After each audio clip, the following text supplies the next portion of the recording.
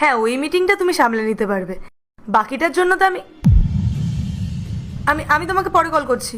হুম। এই যে হ্যালো, কারা আপনারা? আর এভাবে আমার বাড়ির সামনে শুয়ে আছেন কেন? উঠুন, উঠুন বলছি।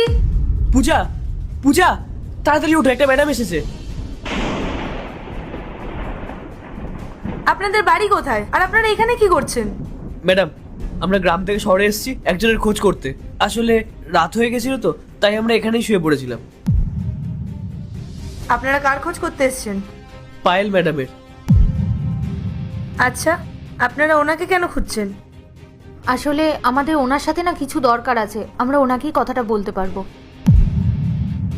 ঠিক আছে, ভেতরে আসুন আপনারা।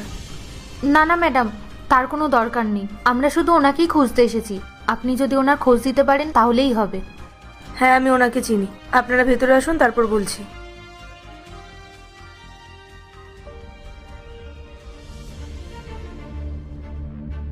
আসুন,